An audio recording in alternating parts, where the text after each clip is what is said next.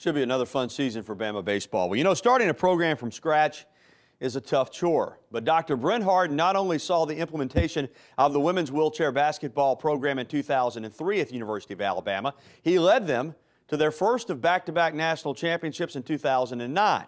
And along the way, he oversaw the beginning of the men's program in 2006, and the men are now in position to compete for a national championship themselves.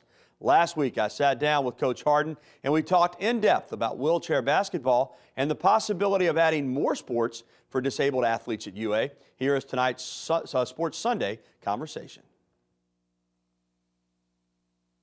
In 2003, there was no wheelchair basketball program at the University of Alabama.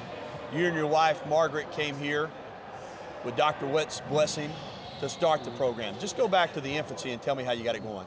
Well, I met my wife Margaret through wheelchair basketball, and it was a dream of both of ours to start a wheelchair athletics program because we knew that there was a great need for it. There's over 125 junior wheelchair basketball teams in the country, kids that are high school age, and at that time there were only 7 college programs and only 2 women's college programs at that time. So it was our dream together. And I came to the university as an assistant professor in 2003, and that was our plan.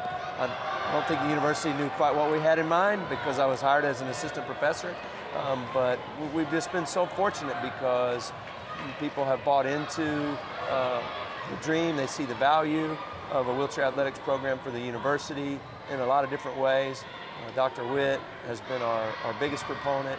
Provost Bonner has been behind us all the way, and they've opened so many doors for us on campus that made it possible. So we came here with the idea and with a 5-year plan, but we would not be where we are today without the support of the administration. All right, it's one thing to start a program, and it's about opportunities for those that want to compete. But you're a competitor too, Sure. And at some point it becomes about winning. Sure. How did you go about building the program so quickly into a national champion? Well, it's a fine line, what you just talked about, making opportunities and being a successful program. And we feel an obligation to be the best, to be elite, because there aren't that many college programs. So if you're going to have a program, then you shouldn't just let everybody that uses a chair in and just say, oh, it's all about participation, because people in wheelchairs deserve to be athletes too and deserve to be the best. So that was our goal from day one. We look at stand-up athletics and that's our model. But then we also have an obligation, because there's not that many programs, to make opportunities for kids too. So we have a lot of what we call walk-ons who pay their own way here and come to be a part of the program. And we are about winning. We want to be the best at everything we do. So you start the women's program, you get it rolling, you're already having some success very early on in your tenure. You know that you want to get a men's program going too. So 3 years later in 2006, you kicked that off. Exactly. We started with the women first because we felt like that was the area of biggest need. There were only 2 programs, and we felt like we could be successful quickly against the other teams and other club teams in the country. And as alumni and other folks started to see what we were doing, they started to ask, you know, why don't you have a men's program? And the main answer was resources.